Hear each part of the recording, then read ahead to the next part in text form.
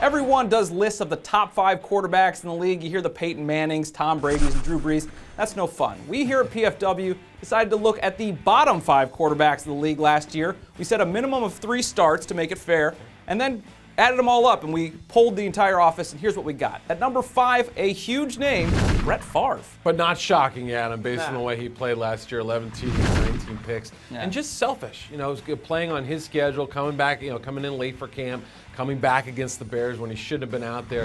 He did not play very well last year. I think he belongs on this list. Yeah, I mean, the streak was a big deal, and then also, he played so well the year before, you thought he, after a career year, just come up with a stinker up last year.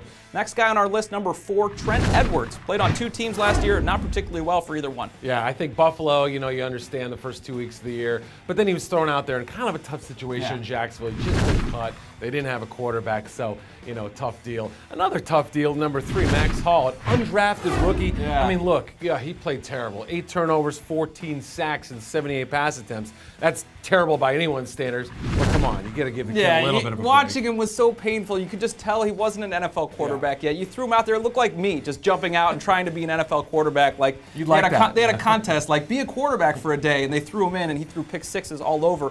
Next up, you can't say the same excuse. At number 2, Derek Anderson, Max Hall's teammate, struggled almost as bad as he did, and he's a veteran. The story of his season was he never learned from the past, okay? Yeah. Not only the mistakes on the field, but off of it. The meltdown week 12 after the 49ers, after the game in the press room, that was inexcusable for a guy who's had enough starts in the NFL as he had.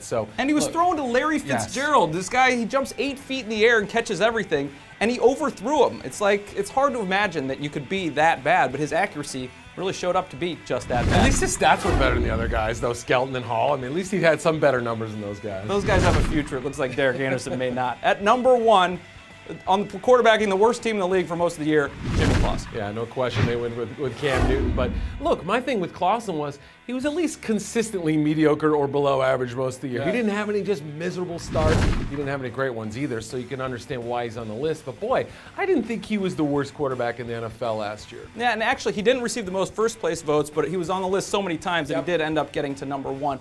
Some of the other guys on our list I think are maybe even more interesting than who made it in the bottom 5 of the league. And one, Matt Moore, Jimmy Clausen's teammate, started the year, didn't do well. Another Cardinal, that makes 3, and John Skelton. But then you get some veteran names, some names that we hear as potential free agents, guys like Hasselbeck, McNabb, even Carson Palmer. Guys who could be potentially starting next year. Vince Young, Palmer, Chad Henne's probably going to be the Dolphins quarterback, at least to start the year. Delhomme started last year for the Browns. So, I mean, these are supposed to be starting caliber quarterbacks in the NFL. Now, granted, there are probably some backups out there who are worse than these guys. We're talking about some big names who could be movers and shakers in the free agent field.